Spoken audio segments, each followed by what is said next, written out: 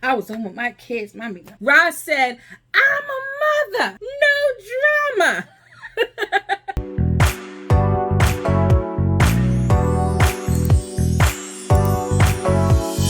Hey guys, it's Quana back again with another review. Hope you guys are doing awesome. Today I'm going to be reviewing The Wild Robot.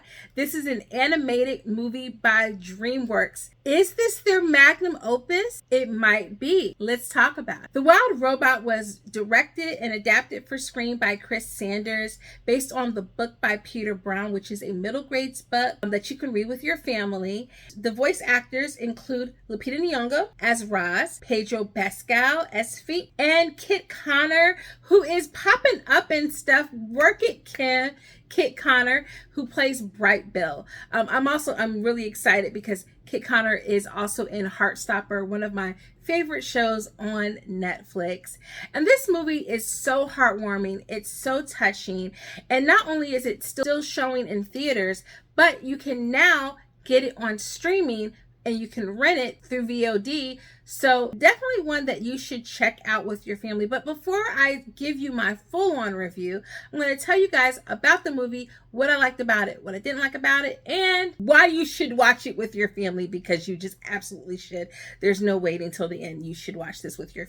But The Wild Robot is about a robot by the name of Roz that gets stranded on a deserted island and soon encounters the native wildlife, and herself becomes wild as she tackles survival instinct and meets a young duckling in need of a mom. She becomes a mother to this duck, and her BFF Fink, who is a fox by the way, go on to nurture this duckling and get it up in the air and in flight. But when the mankind and technology come encroaching on this island and potentially putting all at risk, Roz must defy her nature and go against everything that she's been programmed to do in order to save the wildlife on her island, save her young.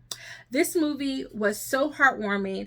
I literally went into this movie with very little knowledge about it. I'd seen glimpses of the trailer, but hadn't paid much thought to it. My kids, of course, came and said, hey mom, because anything Alexa tells them to watch, they want to watch. We want to go see The Wild Robot. And I said, well, guess what? I'm always down for a visit to the movie theater, because what am I going to do? I'm going to get my movie theater popcorn. I'm going to have a good time.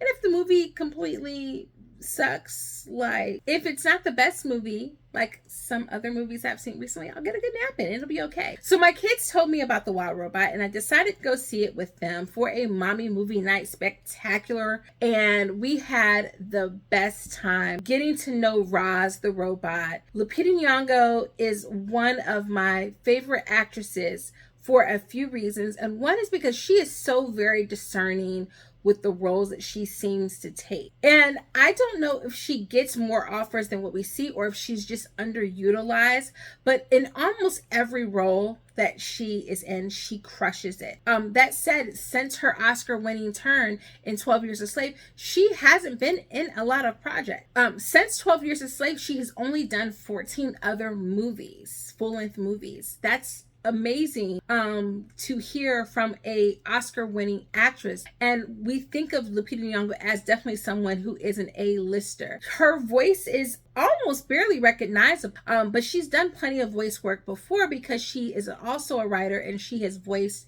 the characters in her own book.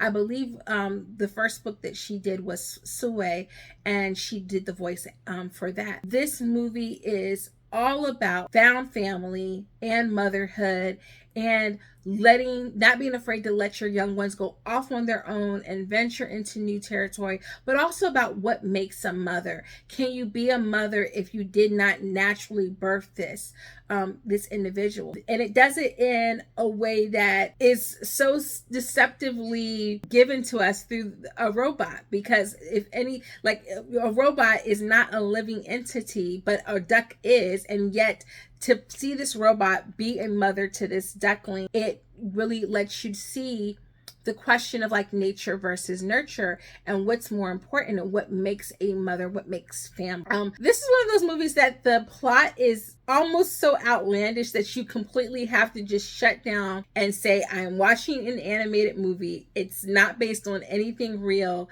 and I'm just going to enjoy the story. And when you allow yourself to do that, you allow yourself to enjoy the playful antics of Fink the fox and his relationship with Roz's exploration into her identity and who she is and who she wants to be, whether she has to be what she's been programmed to do or whether she's able to override her program and to be the entity and the individuals that she wants to be in the world, and also her relationship and love for Brightbill, and if that love is able to withstand any and all obstacles. That's what this movie explored. The animation is crisp and interesting and clever. The story is certainly original. I love it when movies are adapted from novels, because while you can be a screenwriter and be really good at writing, and I definitely think there are movies that are really well done and the plot is there and the story is there and screenwriting wise it's there, I noticed that it's really hard to mess up a well written novel when it's adapted, because the narrative is so strong that as long as you're not messing up adapting it for screen, you're gonna hit it out of the park each and every time. And I definitely think that's what Chris Sanders did here, because I think Peter Brown already had a very strong novel. He adapts that very strong novel into a really well written story crafted for the screen, and then the animators just go all in and they go into this animation style full steam. And it feels fresh and it feels original and it feels like what we've been begging for.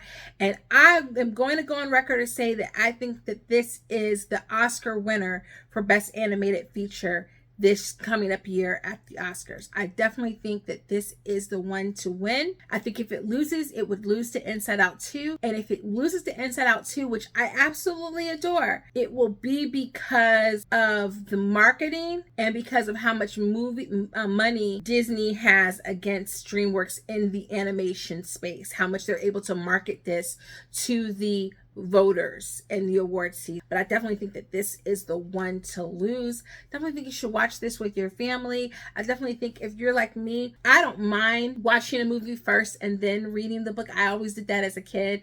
It was the way in which I found a lot of books, and it got me interested in wanting to read the book. So if you have a reluctant reader, sometimes that will work for them. So if you have a reluctant reader at home, maybe go see this movie and then give them the book and see if they want to read it with you. And maybe if not, you can listen to the audiobook. But let me know in the comments if you have seen The Wild Robot. Did you enjoy it? I can't. Pedro Pascal and Lupita Nyong'o, what a winning combination. I would love to see them on screen together. I think that would be a really good film. But let me know in the comments if you've watched it. If you need another mommy movie night recommendation, that will be on the screen with the playlist somewhere around here, something that you can watch right now at home with your family. And I will see you guys in the next one. Toodles!